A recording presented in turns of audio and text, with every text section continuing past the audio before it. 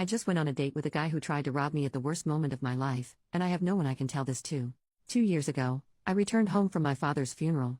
As soon as I opened the door to my apartment, a guy holding a crowbar came out from my kitchen holding my TV. I live in the city, so robberies are common. The guy began shouting at me and he clumsily dropped my TV and began holding the crowbar like it was a baseball bat. I was so stunned at what was happening that I didn't move. The guy screamed at me to empty my pockets. From the stress of the last few days with my father passing away, I simply started crying. Not out of fear at what was happening, but because this was literally the worst time of my life. The worst moment. The worst minute and second. While crying hysterically, I gave the guy my wallet. I just sat on my floor and hugged my knees and told him through my tears to take whatever you want. He hesitated, looked down at me. He dropped my wallet and sat down beside me. Immediately he began to comfort me. He began to apologize. He put my TV back on the table and told me it wasn't damaged. He told me that he lost his job and that his mom needed medicine that he couldn't afford and that they were homeless, and just kept apologizing. He told me all of this while I just wailed. I cried for my father, who was gone. I cried for my future, for it was uncertain, and I cried because my home had been intruded on in the most violent way. It was super overwhelming. For a good 10 minutes I sat on the floor with a guy who had every intent to rob me, telling me that it would be okay and that he was sorry. He begged me not to call the police, but I just started screaming at him to get out. He ran away so fast that he left the crowbar. I threw it after him as he ran down the street. 2 days later though, I came home from work and he was sitting in front of my door. I was so terrified that I pulled out my phone, but he had this look on his face of, I'm not sure how to describe it, remorse, regret? He told me that he told his mom what he did, and his mom made me some soup. He handed me this tiny bowl wrapped in tin foil.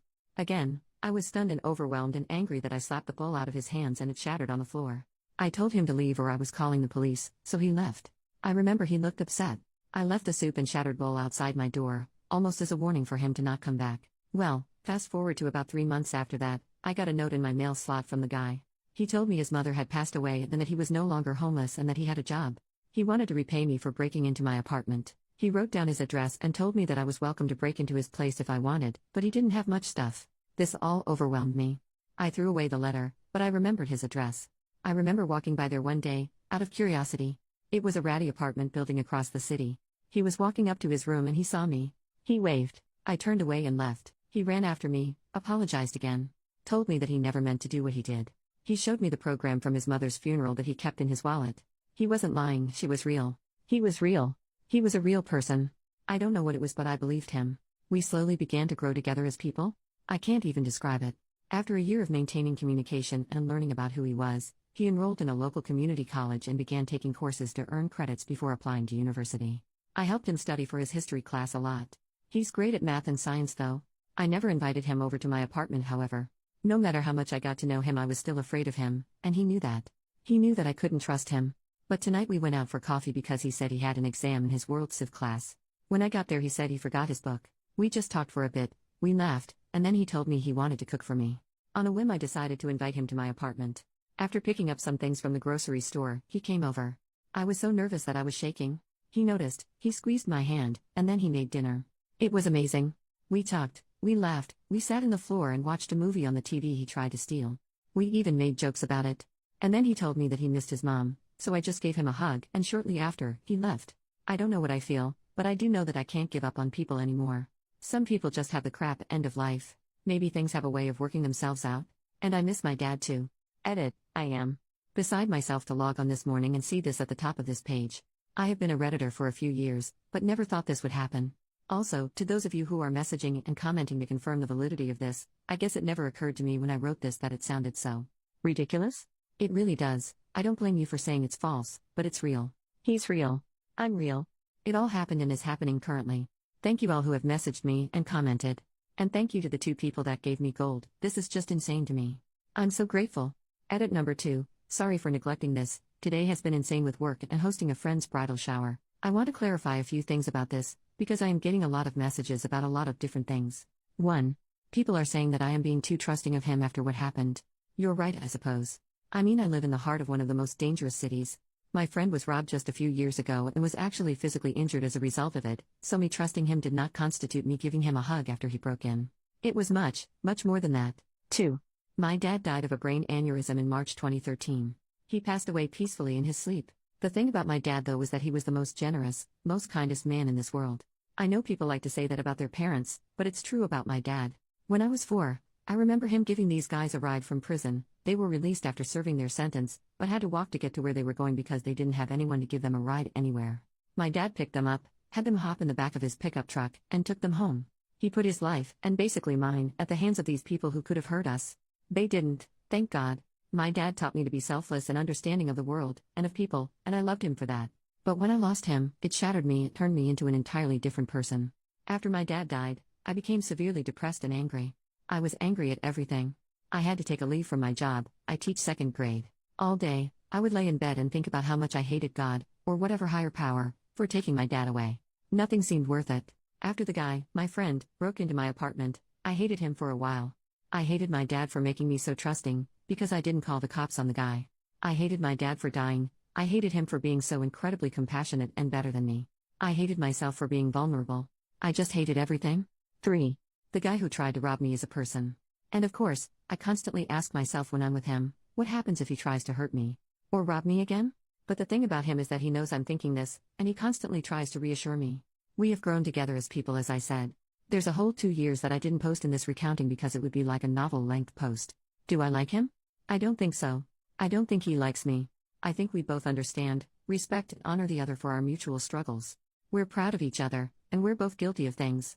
Me for shutting out my friends, family and students and becoming an awful person after I lost my dad, and him for going to incredible lengths to try and save his mother from experiencing incredible agony in her final moments. 4. I intend to show him this post. I want him to know. He doesn't have a computer or internet, but I think he'll find this humorous. His story is not mine to tell. How his mother died is not my story to tell. What exactly drove him to pry open my front door with a crowbar is not for me to tell. What happened to his family is not for me to tell. But what is for me to tell is that he is a human. He is flawed. God, he's so flawed. But after knowing him, and learning about his life, about his childhood and the tiny little child who used to be so passionate about school and learning as he was, as he told me, I know that he has his story. I have my story too, and you have yours. And although I think it is irrelevant, the thought of even dating after the last few years hasn't crossed my mind. Was I involved in relationships prior to my dad's passing? Yes. One was long-term and had a foreseeable end with an engagement, but things happen. Life happens. I'm meeting with him tomorrow at his work while he's on break to give him some old study materials that I have from a literature class I took in college. It's also normal, and I'm not afraid. My dad was never afraid, so I shouldn't have to be. I choose not to be. Update, hey. So I posted a couple of days ago about how I went on a date with this guy who tried to rob me. This is just a quick follow-up, nothing major. Last night, I showed him the post and some of the comments from you guys. He was a little apprehensive about this place, and the fact that I had shared this with the entire world, but the comments really made him so happy. He wanted me to thank you all, and I tried to get him to make a post of his own, but he thinks it's too weird. Plus, he considers himself a bad speller. I just wanted to update everyone with this little unimportant tidbit. My dad's birthday is in a few weeks. I always have to prepare myself for it year-round, really. But this year is different because I know I have people to support me. Especially a really close, new friend, who came. Well, I'd like to say out of nowhere, but he really just came out of my kitchen holding a crowbar. One more thing, when I showed him the post, he looked up at me and went, "Wait. It was a date?" And I got so embarrassed. Then he laughed and told me that he was relieved, because he thought it was a date. We haven't talked about anything else along the lines of dating in the future.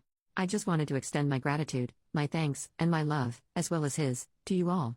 Thank you, thank you. Update, 6 months later, so. About the guy that tried to rob me and who I dated. I've been trying to write this for the past 3 months, but I always kept getting busy. I truly don't know what to say because so much has happened in the 6 months since I wrote all this down for the first time. I want to say this for me, to get this off my chest. I cared about him. I cared for him. I did, I can't deny that. In January, right after the new year started, I got a phone call at 2:30 in the morning from him. He was in jail. He and 2 of his friends were arrested for public intoxication and possession of substance paraphernalia. He wanted me to bail him out. I'm a teacher living on a teacher's salary. I said no, I couldn't, and this is when things fell apart. Before then he and I had been incredibly close. We spent Christmas together. I didn't have enough money for a plane ticket home, so I stayed in the city. He came over, we cooked and watched movies. Before Christmas, we spent Thanksgiving together. I helped him study. I helped him get his finances in order. He had no idea how to do taxes and how to do all of the adult stuff, as he said. But I noticed I started doing things I didn't normally do. He would come over in the middle of the night visibly panicked and ask if he could stay with me. I let him, no questions asked. I stopped asking questions because I wanted to believe that he was good and everything was fine. He started asking me that if others asked about him if I would lie and say I didn't know him. This scared me, but I assumed it was about work stuff. I wanted it to be his work stuff. He was released from jail about a week later. He didn't talk to me. I called his apartment. Nothing. I came home from work one day and a woman was waiting outside my door. She looked disheveled. She was wearing a tank top and flip-flops in mid-January in the Northeast. So it was very cold. When I tried to key into my apartment, she started verbally attacking me. She told me to stay away from him. Like she owned him. She told me that she knew what I did to him and that I would get what's coming. She left. I was scared out of my mind, but before calling the police, I decided to call his apartment one last time. He answered and I told him about the woman. He apologized and said that he was seeing her. He didn't intend for her to come over and interfere, but that led me to another question. How did she know where I live? And how many others had he told where I lived? He hesitated before answering. I remember that. He just said he was sorry. I immediately packed an overnight bag, grabbed my most valuable items, and went to stay in a hotel. I used my credit card, my only in case of emergencies card, because I no longer felt safe because of him. I came back to my apartment the next day. Everything was fine. He came over to apologize, but I told him to get out. I started crying. When I'm angry, I cry. He tried to hug me, but I remember picking up a piece of wood. I had a dismantled IKEA shelf to protect myself. I demanded to know what he was doing. He told me he was selling substances and he told me that he had to do it because he knew people that would hurt him. Lies. I guess. I don't know. I told him to get out, never want to see him again, etc., etc. He got angry, threatened to come back with his friends. I was racked with guilt for trusting him. He apologized again and said he was sorry. I was questioning everything about him. I pushed him out and locked the door.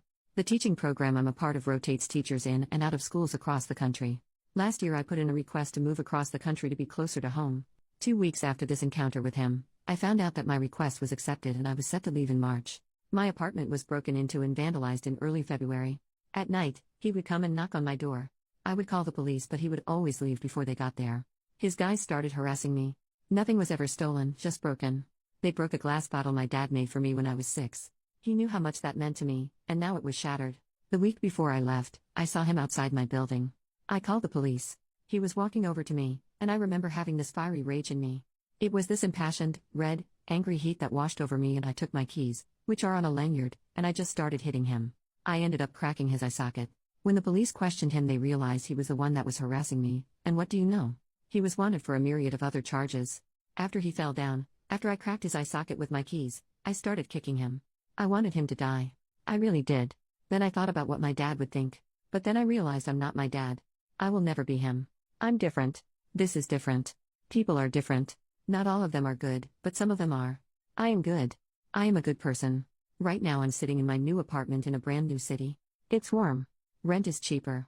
I live in a neighborhood of old people. They're nice. They love that I teach kids. It makes them feel safe, I guess. Some days I leave my front door open and let in a breeze.